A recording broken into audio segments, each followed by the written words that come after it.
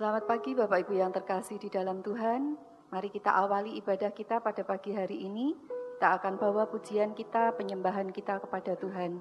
Mari kita satukan hati kita akan datang kepada Tuhan.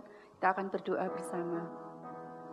Bapa, kami ucap syukur dan berterima kasih buat pagi hari ini. Tuhan, Engkau yang sudah mengumpulkan kami anak-anak-Mu. Kami boleh ada kembali di tempat ini dalam keadaan kami yang baik.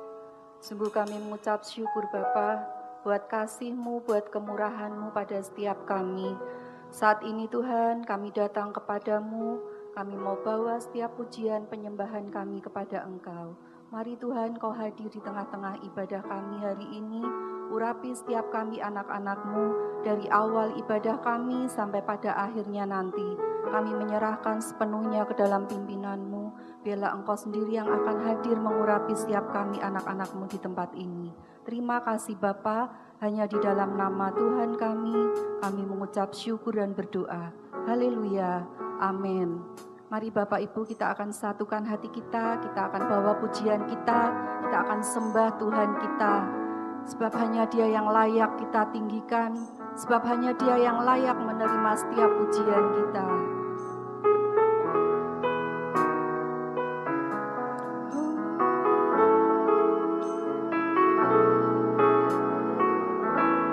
Yesus kami puja, kami sembah.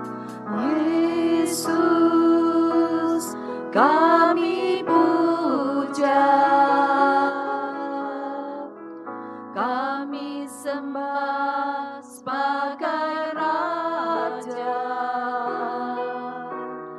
berdiri di tengah kami, ditinggikan dan dipuji. Yesus kami puja, kami sembah sebagai Raja, berdiri di tengah kami, ditinggikan dan dipuji. Sembah dan puji penuhi tatamu, sembah dan puji penuhi tatamu, sembah dan puji penuhi tatamu. Yesus Tuhan adalah Raja.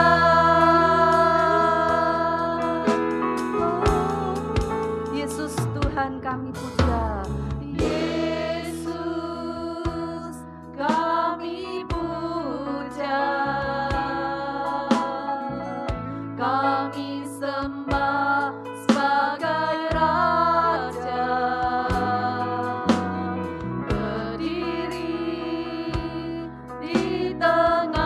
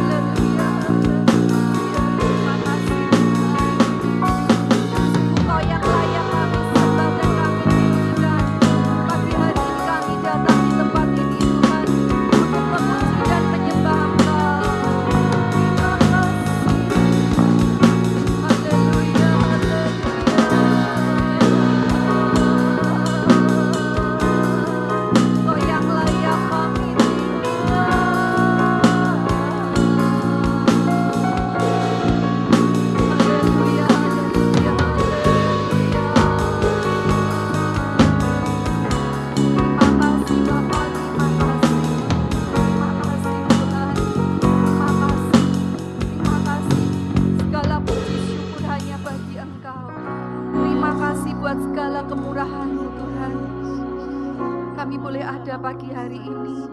Kami bawa setiap hati kami. Kami mau menyembah, memuji Engkau Tuhan. Sebagai rasa ucapan syukur kami bersyukur Tuhan karena Engkau senantiasa menyertai kami sampai saat ini. Terima kasih Bapa, terima kasih.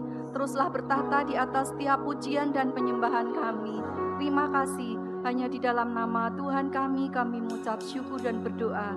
Haleluya, amin. Shalom Bapak Ibu yang terkasih dalam Tuhan. Mari kita bawa pujian kita kepada Tuhan. Segala puji syukur hanya bagi Tuhan.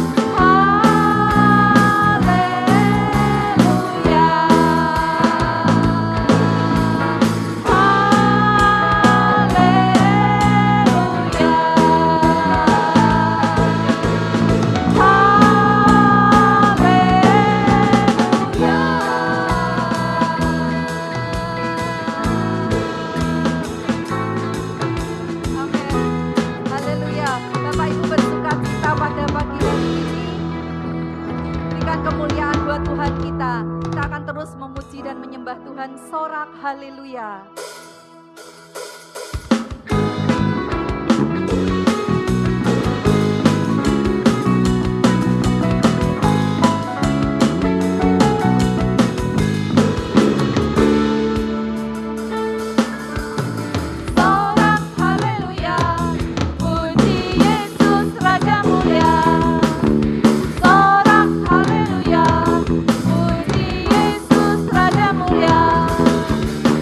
Berkat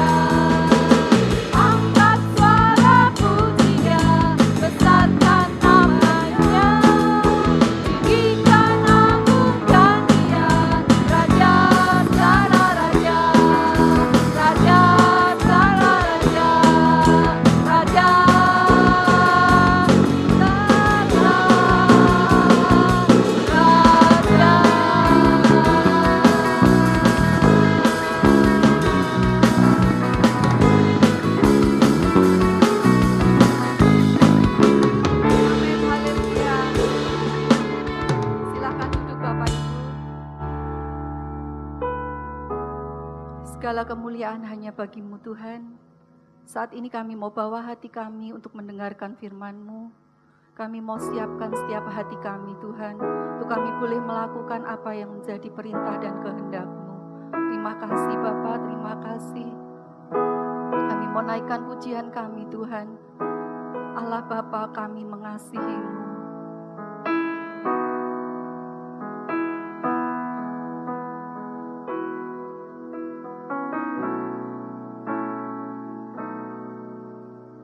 Allah Bapa, kami mengasihi-Mu.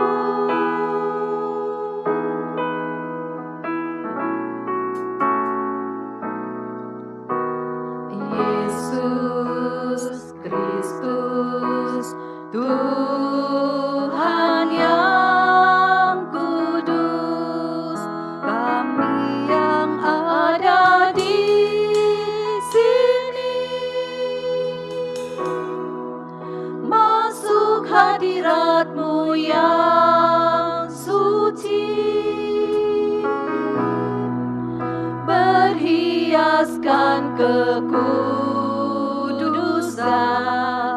dan jubah pujian. Kami datang melayani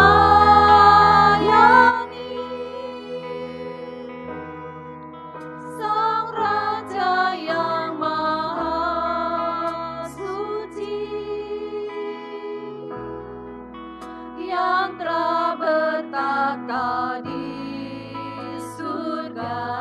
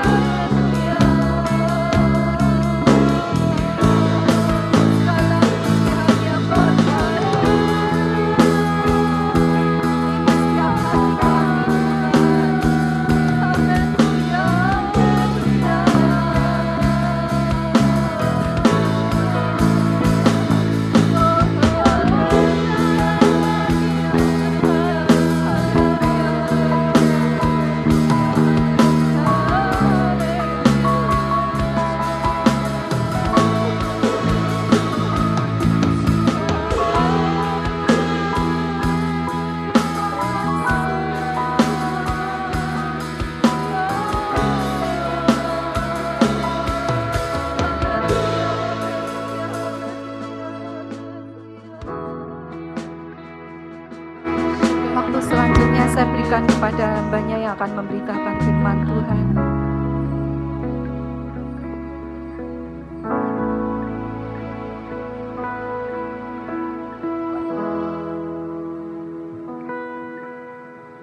Bapa kami yang di surga, terima kasih Tuhan buat kasih anugerah-Mu.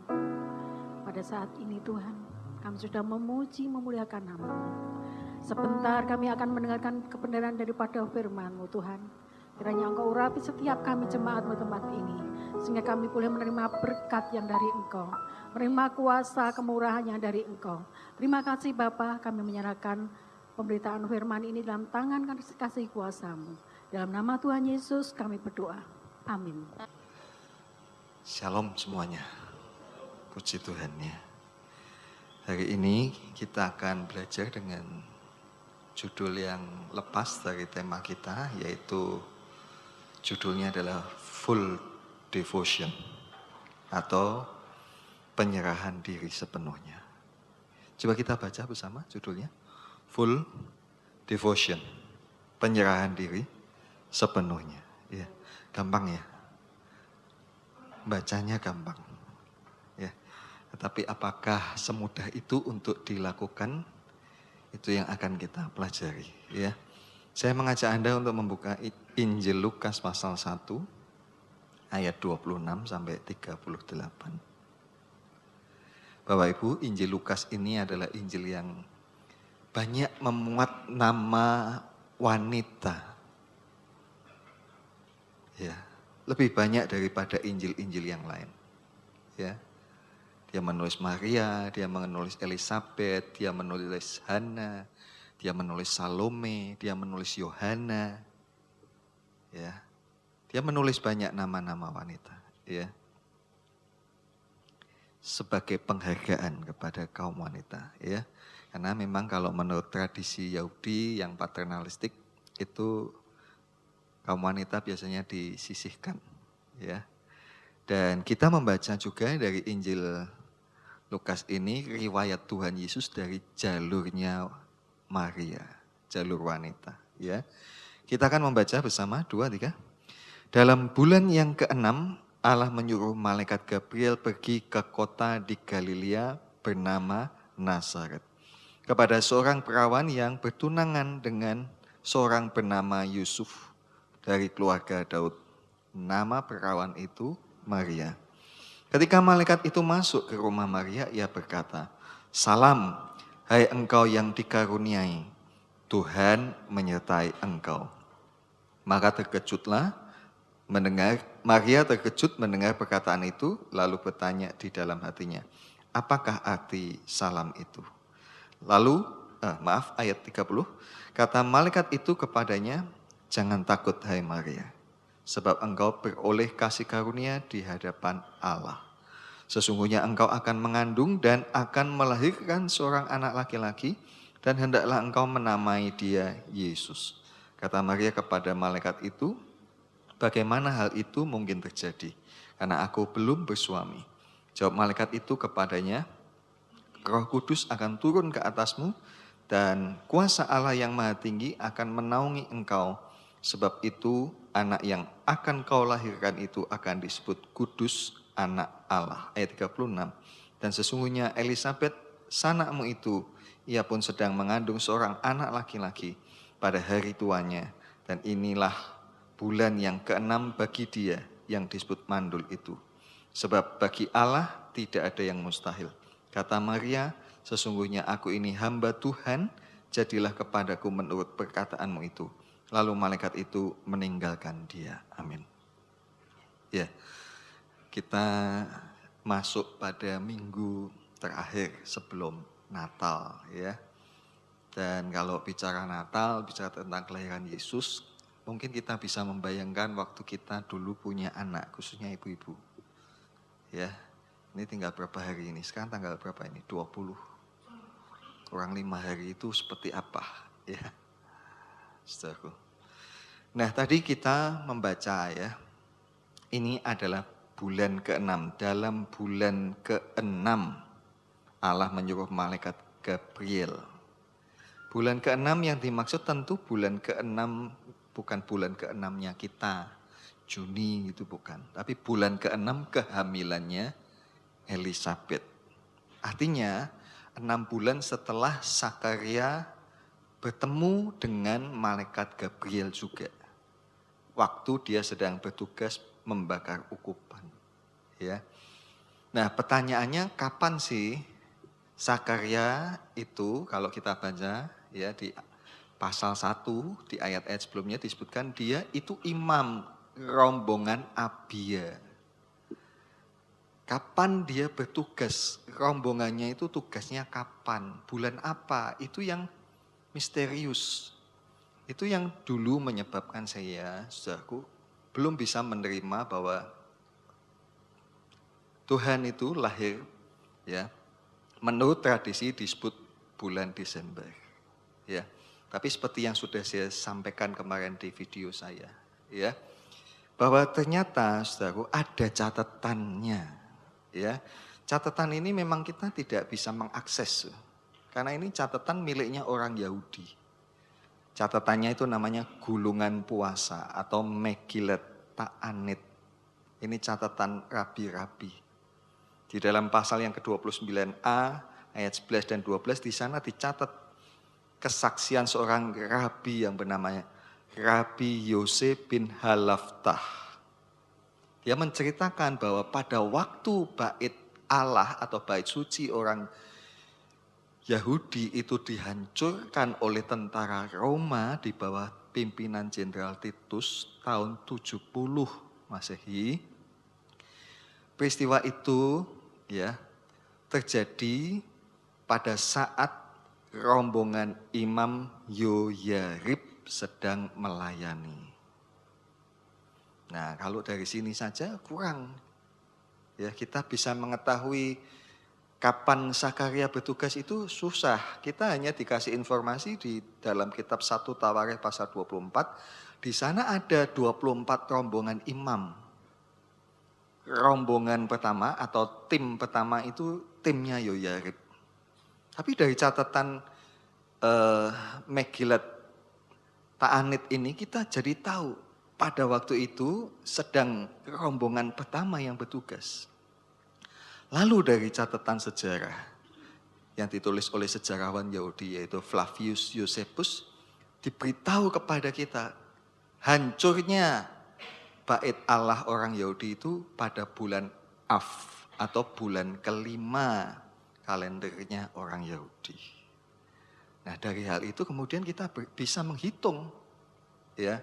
Kalau si rombongan Yoyarib ini tim pertama itu bertugas pada bulan ke-5, tentu bisa dihitung rombongan ke-8-nya kapan.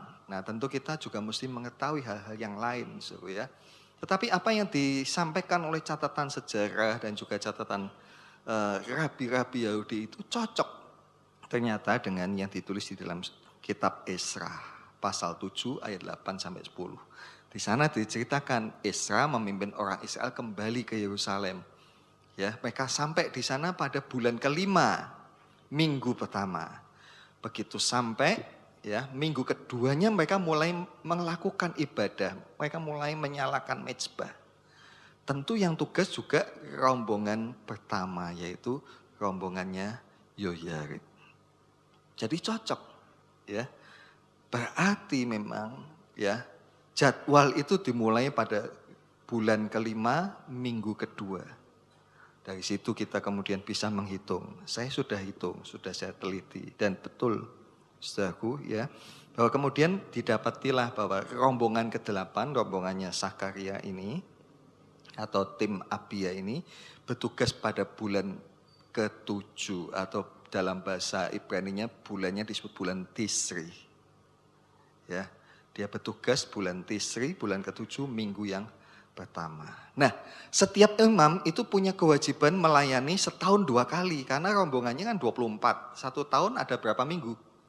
52. Berarti 24 kali 2, 48. Masih ada sisa. Nah, sisanya itu adalah hari-hari raya di mana setiap rombongan imam kalau ada hari raya, semua tugas sama-sama. Jadi berarti ya, kalau misalnya dia bertugas seorang imam itu dia tugasnya 2 kali plus hari raya besar. Nah, bulan ke-7 atau bulan Tisri itu adalah bulan yang banyak hari rayanya. Ya, tanggal 1 itu ada hari raya yang namanya hari raya peniupan trompet. Ya, kenapa disebut peniupan trompet? Ya, karena pada hari itu juga orang Yahudi memperingati tahun baru kalender ya sipil. Jadi mereka itu punya kalender, so. Yang pertama itu kalender sipil. Sudah mereka ikuti itu turun temurun lah. Ya. Tetapi pada waktu orang Israel ini dibebaskan Tuhan dari Mesir, Tuhan kemudian bilang, bulan ini mesti menjadi bulan baru bagimu. Awal tahun, yaitu bulan Nisan. Nah, itu kalender religi. Ya.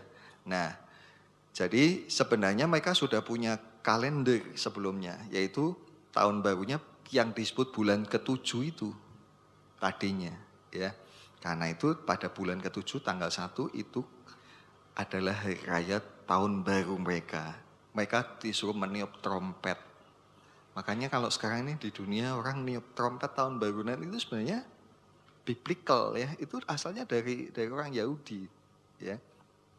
Lalu kemudian tanggal 10 bulan 7 itu ada hari raya yang sangat besar, yaitu hari raya pendamaian, di mana semua orang Israel semuanya harus berpuasa.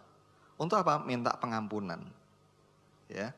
Lalu kemudian tanggal 15-nya juga ada hari raya yang sangat besar juga, yaitu hari raya Pondok Daun. Hari raya ini dilaksanakan 8 hari, mulai tanggal 15 sampai tanggal 22. Kalau begitu kita kemudian bisa mengerti bahwa Sakaria ada di Yerusalem itu kurang lebih 3 minggu. Dari tanggal 1 sampai tanggal 22. Asumsinya dia pulang tanggal 23 atau 24. Kemudian setelah pulang dia ketemu istrinya, dia cerita, istirahat. Besoknya kemudian Sakaria menghampiri Elisabet. 6 bulan kemudian yang tadi kita baca. Maria ya ditemui oleh malaikat Gabriel. Lalu pertanyaannya, bulan Tisri kalendernya Yahudi itu untuk kita yang memakai kalender Masehi ini atau kalender Gregorian ini jatuh bulan apa? Jatuh bulan sekitar September, Oktober Bapak Ibu Saudara.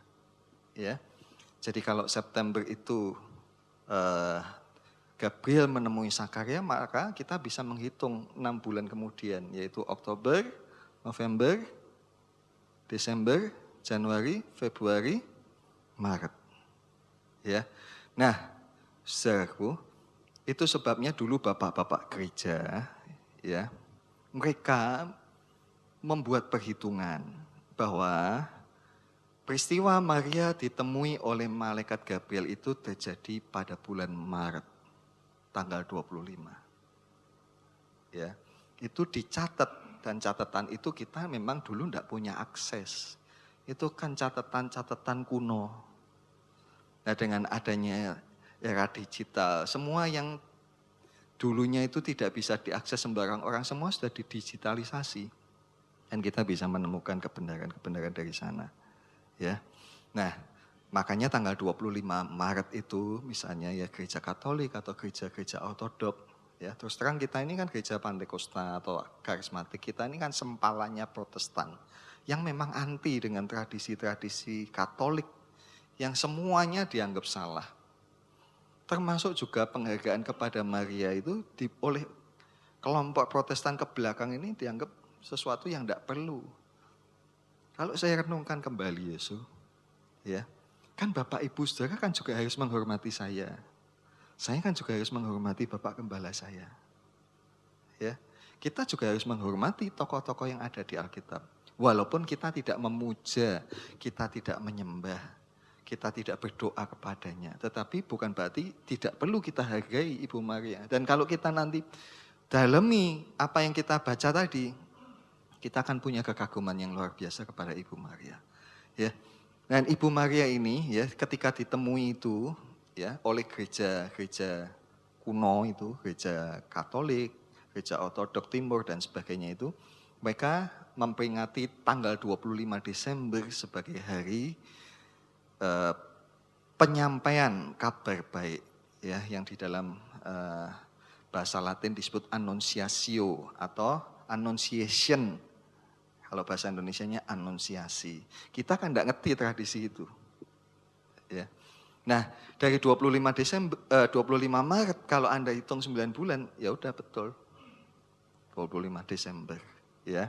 Nah, ini sebuah latar belakang saja untuk menceritakan kepada saudara kenapa kemudian gereja itu melaksanakan perayaan kelahiran Kristus itu pada tanggal 25 Desember, ya.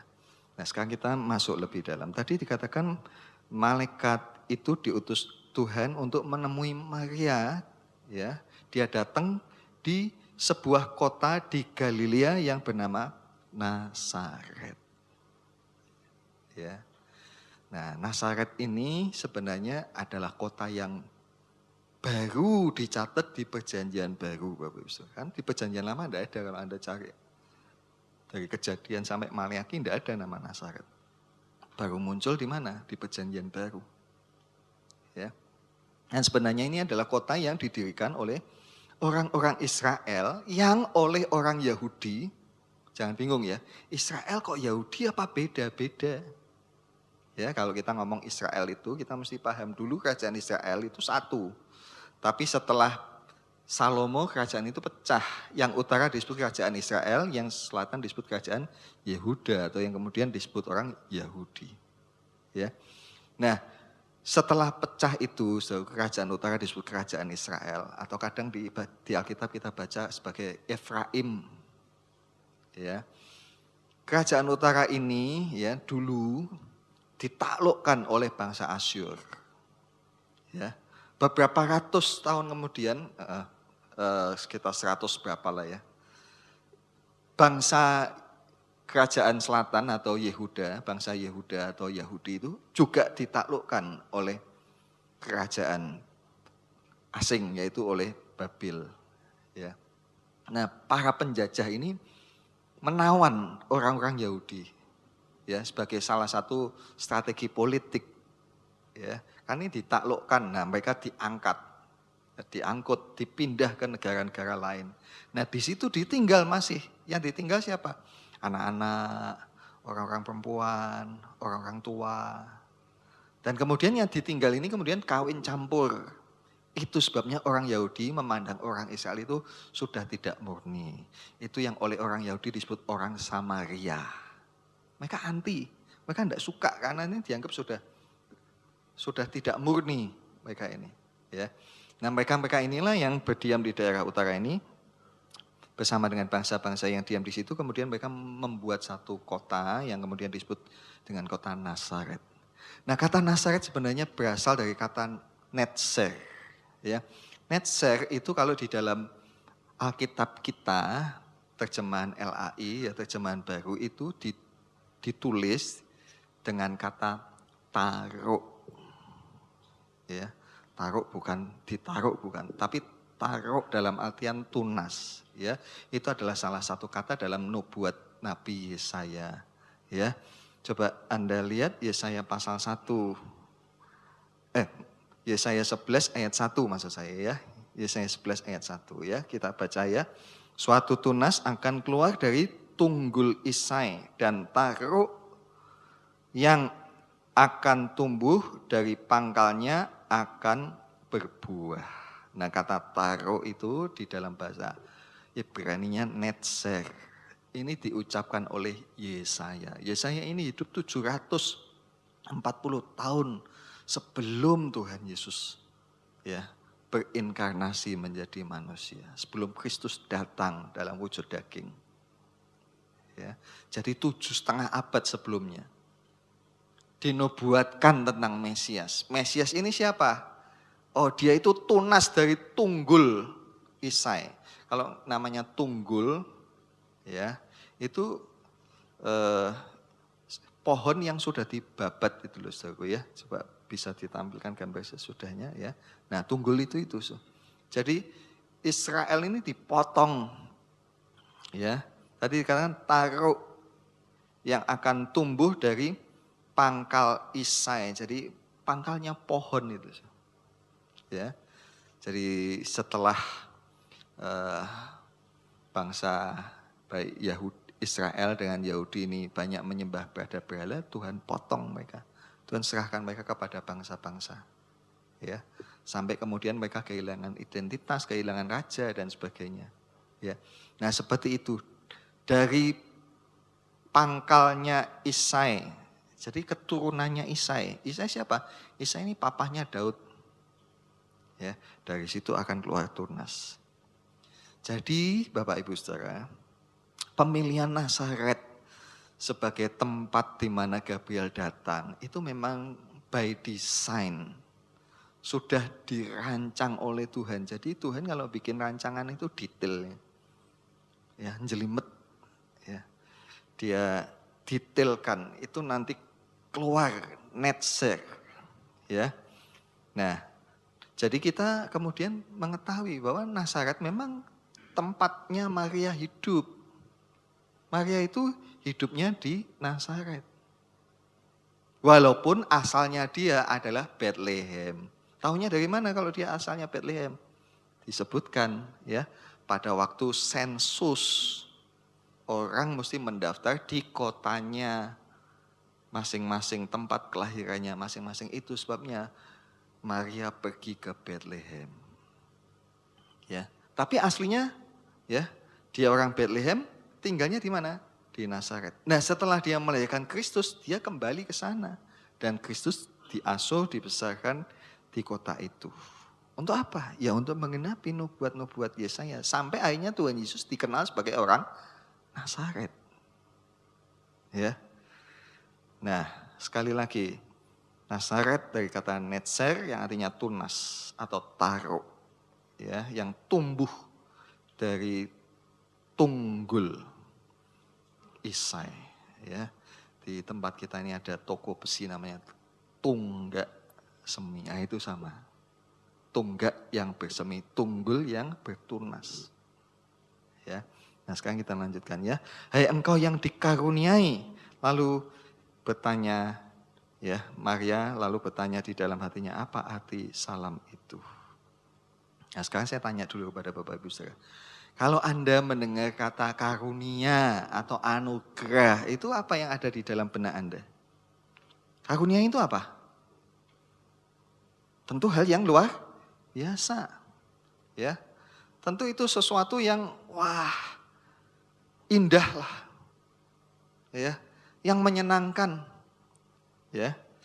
Dan anugerah kita tahu itu sesuatu yang tidak bisa dibeli, tidak bisa diusahakan. Kita menyebutnya itu rezeki yang sangat besar. Bahkan mungkin kita juga menyebutnya itu mujizat. Ya. Atau kalau dibalik mujizat, saya ngalami mujizat, saya ngalami anugerah. Ini anugerah Tuhan, ini semua kasih karunia Tuhan, ini semua anugerah Tuhan. Maka kita mempunyai konotasi bahwa karunia dan anugerah itu adalah hal-hal yang tadi, yang luar biasa, yang menyenangkan, yang tidak bisa dibeli, yang dahsyat, sesuatu mujizat yang memang diperlukan. Ya, sesaat Maria juga punya pikiran sama seperti kita. Hai engkau yang dikaruniai. Dalam hatinya saya duga Maria juga sempat berpikir, aku mau dikasih karunia apa nih? Aku mau dikasih anugerah apa? Aku mau dikasih rezeki apa ini? Ya. Tapi sebelum kayalnya Maria ini melambung tinggi, Gabriel kemudian berkata bahwa kamu ya akan mengandung. Ya, kamu akan segera mengandung dan melahirkan anak laki-laki. Lalu Maria bertanya, bagaimana mungkin? Ya. Tidak mungkin itu secara logika. Karena apa? Memang Maria sudah punya tunangan. Ya. Tapi kalau boleh kita dramatisir, dia akan berkata, memang aku udah tunangan, tapi rencana menikah masih lama. Itu sebabnya dia berkata, bagaimana mungkin itu terjadi? Ya, lalu mungkin Maria berpikir ya, mengolah pikirannya, tapi belum selesai. Dia menemukan jawabannya. Gabriel kembali berkata, Roh Kudus nanti akan turun ke atas kamu, menaungi kamu. Dan kamu akan melahirkan seorang anak yang nanti akan disebut anak Allah. Ya. Dan kemudian Maria, ya, di dalam hatinya pasti ada keraguan. Apa iya? Apa mungkin? Ya. Dan ketika dia masih ragu dan belum paham, Gabriel kembali berkata kepadanya, ya, tidak ada yang mustahil bagi Allah. Seperti saudaramu itu yang namanya Elisabeth. Maria tentu kaget. Iya, aku punya saudara namanya Elisabeth. Saudaramu itu sedang mengandung dan sekarang ini adalah bulan ke-6 dia mengandung dari dia yang disebut tua. Dia tahu, oh iya memang saudaraku yang namanya Elisabeth itu memang sudah tua. Sudah lama menikah dan belum punya anak. Ya. Dan kalau kita membaca ayat-ayat selanjutnya, kita akan mengetahui bahwa sesudah itu beberapa waktu kemudian, Maria pergi ke sana mencari Elisabeth di salah satu kota di daerah Yehuda, ya, di provinsi Yudea. Sedangkan Nazaret ini kan di sebelah utara, provinsi Galilea. Ya, tetapi Maria kemudian berkata, aku ini hamba Tuhan. Jadilah padaku menurut perkataanmu. Ya. Dari tindakan Maria pergi ke Yehuda, sebenarnya itu kita dapat simpulkan sebenarnya Maria masih bimbang, masih ragu. Masih belum yakin dengan apa yang bakal terjadi dengan dirinya. Atau yang sedang terjadi dengan dirinya. Bahkan mungkin dia belum sadar kalau dia ternyata sebenarnya sudah mengandung. Ya, kadang-kadang kan ibu-ibu begitu kan, tidak tahu ternyata sudah mengandung. Ya, apalagi ini seorang perawan, ya, perawan muda. Kalau di dalam bahasa Inggris disebut ya perempuan muda, ya bukan sudah tua, tapi masih muda. Ya, nah Maria pasti juga belum sadar juga resiko dari kehamilan. Ya, pasti belum mikir itu. Dia pasti belum menemukan apa yang bakal terjadi kalau tahu-tahu dia perutnya besar. Apa kata ibunya kalau masih ada bersama dengan dia? Kalau mamanya masih hidup. Atau papahnya masih hidup. Atau apa kata saudara-saudaranya kalau mengetahui bahwa dia hamil. Padahal belum menikah, baru bertunangan. Apa kata family? Dan apa kata tunangannya? Ya, yang selama ini ya dapat kita asumsikan mereka ini orang baik-baik. Maria tiba-tiba hamil, mengandung, apa yang ada di benak Yusuf? Dan memang Yusuf tidak tahu. Kalau Maria sedang mengandung dari Roh Kudus. Itu sebabnya kalau kita baca di Injil Matius, Yusuf mau membatalkan pertunangan itu atau menceraikan dia dengan diam-diam. Ya, dalam tradisi Yahudi yang namanya pertunangan itu sudah dianggap menikah. Ya. Mau dilepas diam-diam tanpa harus mempermalukan. Kenapa kata tetangga-tetangga? Ya, saudaraku. Tentu ya Maria belum memikirkan hal itu. Tapi tadi dia berkata, aku ini hamba Tuhan. Jadilah padaku seperti perkataanmu. Ya, tentu Tuhan tidak salah memilih Maria. Allah pasti mengetahui bahwa Maria itu punya hati yang selalu mau dan rela untuk taat sepenuhnya. Ini yang Tuhan cari. Ya, Tuhan cari orang yang hatinya mau dan rela untuk taat sepenuhnya. Walaupun untuk ketaatan itu harus membayar dengan harga yang sangat mahal. Ini harga yang dibayar Maria ini sangat mahal. Apa? Dapat stigma. Stigma itu cap. Ya. Dia dicap. Capnya apa? Tidak benar nih mesti. Ya. Pertama pasti dia sudah dicap dulu sama tunangannya. Coba misalnya ada orang tunangan tahu-tahu yang perempuan hamil. Ya, dan dia tidak berbuat. Mau maju terus apa mundur? Secara manusiawi kalau dikatakan Yusuf mau mengundurkan dirinya, melepas Maria, itu manusiawi lah. Ya toh? Manusiawi itu. Ya. Bagaimana Maria menceritakan kepada Yusuf? Dia cerita, aku ditemui malaikat gini-gini. Kira-kira bakal percaya enggak? Saya rasa enggak bakal percaya. Walaupun dia mungkin nangis-nangis, benar aku nih ngandung dari Roh Kudus. Saya yakin kok Yusuf enggak percaya. Ya, belum lagi omongan orang yang begitu banyak. Dia dicap sebagai perempuan tidak benar. Dan cap itu masih melekat pada Maria sampai hari ini. Cap itu diberikan pertama-tama oleh orang Yahudi. Dan juga oleh orang-orang lain di luar kita. Ya. Belum diklarifikasi. Orang Yahudi masih belum percaya bahwa Kristus, Yesus adalah Mesias. Mereka menganggap Yesus itu penyesat, pencetus agama sesat. Ya. Dan ini belum diklarifikasi. Ya, masih melekat kepada Maria ini, stigma yang jeleknya. Ya. Tetapi pada lain pihak, Maria ini juga kalau kita renungkan dia menjadi tokoh yang bertolak belakang dengan Hawa. Kenapa bertolak belakang? Mereka itu sama-sama masih perawan. Waktu Hawa berbuat dosa masih perawan atau sudah punya anak? Masih perawan. Maria masih perawan. Tapi Hawa, dia melanggar apa yang Tuhan larang.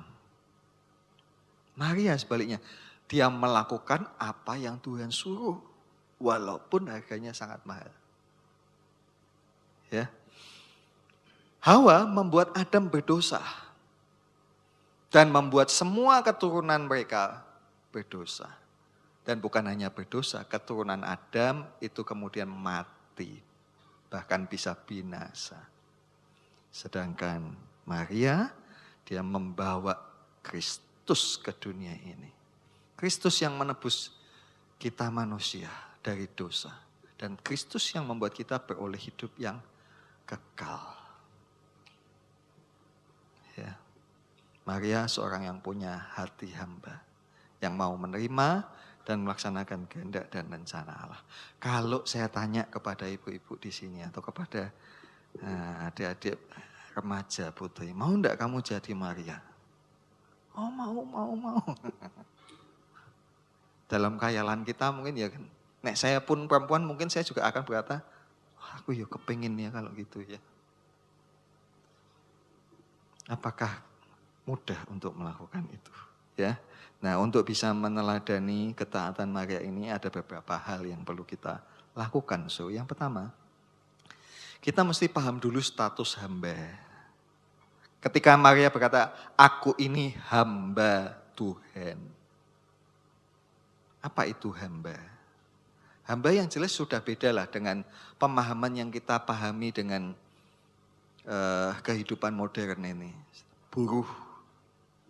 Hamba beda dengan buruh. Buruh itu ya kemarin kan baru ribut ya, Omnibus Law buruhnya ribut ya. Takut khawatir begini begitu. Padahal mereka cuma dihasut. Bodoh, enggak ngerti, diprovokasi ya ikut. Ya. Tapi ya berani nekat ya menuntut. Dan tuntutannya kadang-kadang tidak masuk akal. Ya dulu saya pernah membaca berita tuntutannya itu sampai minta uang kosmetik, uang nonton bioskop. Ini kan ridiculous gitu ya. Doesn't make sense gitu loh, tidak masuk akal. Ya. Banyak tuntutan buruh itu. Tapi sebenarnya karakter itu ada loh pada kita. Kita ini sama Tuhan banyak nuntut malahan. Ya. Taruhlah misalnya kita dalam suatu saat kita mengalami problem. Ya. Apa yang kita katakan? Kok gini Tuhan? Ya. Mana enggak, so? Kalau kita sakit kita berkata, kok gini Tuhan? Aku ini dosa apa? Ya. Bahkan mungkin ada yang mengungkit-ungkit jasa-jasanya. Aku ini kan sudah setia Tuhan, aku kan sudah melayani, aku kan sudah rajin, aku selalu ikut doa malam, aku ikut paduan suara, aku ikut ini, itu, dan sebagainya. Seolah-olah kita ini punya jasa yang kita bisa pamerkan kepada Tuhan dan kita berhak menuntut kepada Tuhan. Hamba itu tidak seperti itu. Kita mesti ngerti, hamba itu tidak punya hak apa-apa. Ya. Dan kita harus membawa diri kita sebagai hamba memang. Dia itu Tuhan. Dia itu Tuhan kita hambanya. Ya. Dan kepada Tuhan kita mesti punya kesadaran penuh bahwa sebenarnya Tuhan sebagai Tuhan dia punya hak. Hak yang penuh untuk memperlakukan kita apa saja. Seperti kata-kata Ayub itu loh. Tuhan mau kasih yang baik atau Tuhan mau kasih yang jelek, sebenarnya itu haknya Tuhan. Kita ini ciptaan kok. Ya. Dan kita mesti bisa menerima itu sebenarnya. Sebenarnya Tuhan punya hak penuh untuk memperlakukan kita apa saja. Mari kita katakan bersama-sama. Tuhan punya hak penuh memperlakukan kita apa saja. Bersama-sama ya, 2, 3. Tuhan punya hak penuh untuk memperlakukan kita apa saja. Ya. Tapi kan seringkali kita ini buat penawaran. Kita kasih bujuk rayu. Kita solu-solu, kita bombong-bombong Tuhan. Tapi aku percaya Tuhan itu baik. Tuhan tidak mungkin lah. Tuhan tidak mungkin lah. Tega, Tuhan tidak mungkin lah.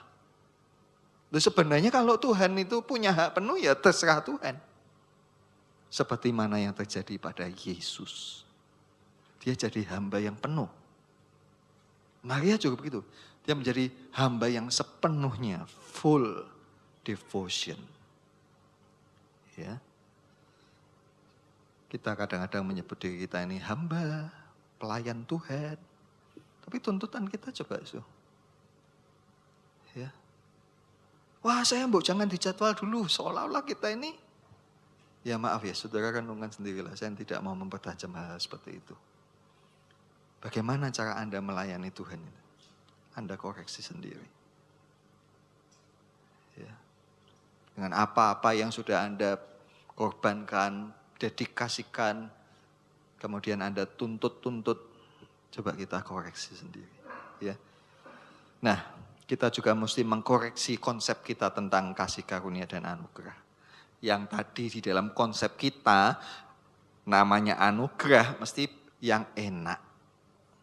Rezeki. Karena orang suka ngomong begitu, wah saya dapat anugerah. Pasti enak toh? Ya. Tapi coba kita membaca Filipi 1 ayat 29 dan 1 Petrus 2 ayat 19. Bersama, 2, 3. Sebab kepada kamu dikaruniakan bukan saja untuk percaya kepada Kristus, melainkan juga untuk menderita untuk Dia. 1 Petrus 2 ayat 19. Sebab adalah kasih karunia jika seorang karena sadar akan kehendak Allah menanggung penderitaan yang tidak harus ia tanggung. Jadi karunia itu bukan hanya percaya, tetapi juga karunia itu sama dengan Tuhan bisa kasih apa? Menderita. Menderita bisa macam-macam. Kalau zaman dulu rasul-rasul, zaman murid-murid atau gereja-gereja mula-mula, mereka menderitanya betul-betul dianiaya, dimusuhi, dikucilkan, bahkan mungkin mereka juga dilempari batu kalau ketemu orang dan sebagainya. Kalau kita terjemahkan menderitanya kita sekarang apa? Bisakah kita menganggap apa yang kita derita ini sebagai anugerah? Atau tadi kita balik, kita nuntut. Karena mindset kita itu mindset buruh. Ya. Nah, walaupun sekarang kita ini adalah para buruh yang bekerja pada perusahaan, cobalah memiliki hati itu hamba gitu ya. Jadi kalau misalnya bos marah, ya itu sudah logis. Bahasa Hokiannya bilang, sudah cengli lah. Nah, kita namanya pegawai dimarahi, itu apalagi salah, ya pantes. Jangan salah, bosnya marah malah galakan pegawainya, kan konyol ini. Ya. Tidak sesuai dengan HAM. HAM apa? Ya. Nah, apakah kita bisa menerima apapun perlakuan Tuhan sebagai anugerah? Ya, coba kita pandang hidup kita ini seluruhnya anugerah. Nyawa kita itu sudah anugerah. Ya, kita punya keluarga yang utuh itu anugerah. Kita punya anak yang baik-baik itu anugerah. Kehidupan kita sehari-hari, ya, boleh kita nikmati dengan sehat, kita punya macam-macam, itu anugerah. Bahkan kalaupun kurang, bisakah kita mengatakan itu juga anugerah? Anugerah, saya dibuat ya tidak kaya. Yang kaya itu anugerah, miskin itu ya anugerah. Tidak semua orang bisa jadi miskin. Ya, mari kita belajar ya, menempatkan diri kita sebagai hamba dan mari belajar untuk menyerahkan diri kita sepenuhnya kepada Tuhan. Tuhan punya hak penuh untuk melakukan apa saja kepada kita. Amin. Kita datang pada Tuhan. Kita akan nyanyi lagu kita, Bapakku persembahkan tubuhku sebagai persembahan yang hidup.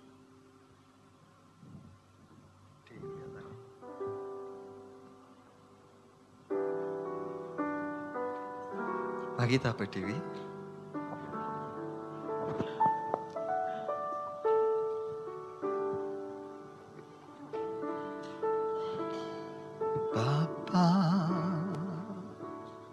Ku persembahkan tubuhku sebagai persembahan yang hidup, kudus dan yang berkenan padamu, sebagai ibadah yang sejati. Lagi katakan Bapa. Bapa, ku persembahkan tubuhku sebagai persembahan yang hidup, kudus dan yang berkenan padamu, sebagai ibadah yang sejati. Ku sembah Kau, ku sembah Kau Tuhan, ku sembah Kau, ku serahkan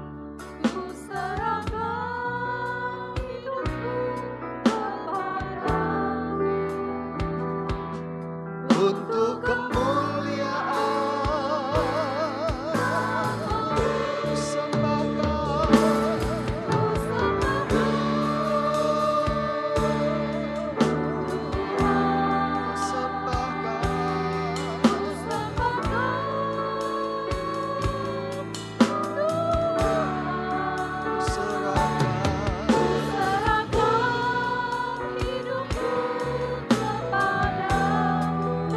serahkan. Mari kita angkat tangan kita. Mari serahkan diri kita pada Tuhan. Dia adalah Tuhan dan kita adalah hamba-hambanya. Serahkan dirimu kepada Tuhan. Mari kita mengabdikan diri kita padanya, mempersembahkan seluruh hidup kita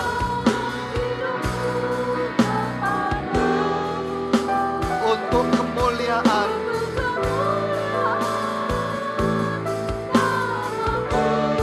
Kuserahkan hidupku kepadamu untuk kemuliaan namamu. Kuserahkan hidupku kepadamu untuk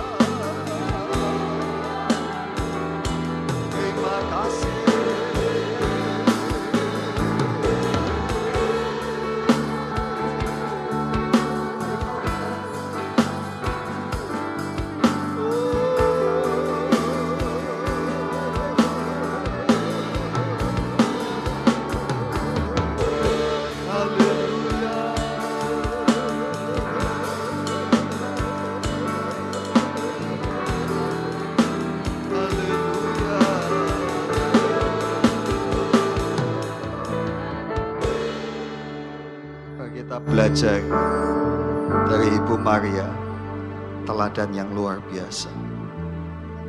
Dia menjadikan dirinya benar-benar hamba. Mari kita juga demikian. Tuhan berhak melakukan apa saja. Bahkan Ibu Maria mengambil sikap menerima tugas yang dia harus pikul dengan bayaran yang sangat mahal. Stigma yang sampai saat ini masih dia pikul. Tapi dia rela. Saudara-saudara yang saat ini ada dalam problem masalah, apa yang pertama-tama muncul keluar dari mulut kita? Apakah itu ungkapan seorang hamba? Mari kita belajar seperti Ibu Maria yang mengasihi Tuhan. Biar kita juga mengasihi Tuhan sepenuh hati. Kita berdoa. Bapa, terima kasih buat firman-Mu pagi hari ini. Kami dicelikkan bahwa kami kurang mengasihi Tuhan. Kami terlalu banyak tuntutan kepada-Mu. Kami menggunakan dalil-dalil Engkau baik, Engkau Bapa, Engkau setia, sehingga kami kemudian menolak hal-hal yang tidak nyaman bagi kami. Bahkan seringkali hal-hal yang tidak nyaman ini membuat kami bahkan menyalahkan Tuhan. Ampuni kami Tuhan, ampuni kami. Tuhan, terangi hati kami lebih lagi, biar firman-Mu menjadi rema, bergema di dalam hati kami, dan terus membentuk hidup kami, supaya kami betul-betul menjadi hamba yang berkenan kepada Tuhan. Kata-kata hamba-Mu tidak cukup, tetapi Engkau sendiri yang akan menolong kepada kami, dan menjadikan firman-Mu itu darah dan daging, kehidupan, kelakuan, sikap, tutur kata, cara berpikir kami, sesuai dengan perkataan. Terima kasih Bapa. Kami serahkan diri kami Tuhan untuk Tuhan bentuk lebih lagi. Dan saat ini kami juga mempersembahkan segala persembahan-persembahan keuangan. Juga kami persembahkan persepuluhan. Juga rezeki Natal kami persembahkan semuanya untuk kemuliaan nama Tuhan. Dari semua apa yang kami persembahkan menjadi berkat bagi banyak orang dan nama-Mu dimuliakan. Dan sekarang Tuhan, Ulurkanlah tanganmu atas kepala kami dan berkatilah kami. Bapak, Ibu, dan saudaraku, sekarang terimalah dari Allah Bapa kita berkat, rahmat, pertolongan, kekuatan, kesehatan, kesembuhan bagi yang sakit. Dan percayalah Bapa memelihara hidup kita. Dan pulanglah dalam kasih Tuhan Yesus dan penyertaan Roh Kudus. Damai memenuhi hidup kita senantiasa. Demi nama Tuhan Yesus kami berdoa. Haleluya. Amin. Saya ingatkan, kita ada perayaan Natal tanggal 25 pukul 5 sore dan pukul 7 ya. Bagi yang sudah mendaftar karena tempat terbatas. Tuhan memberkati.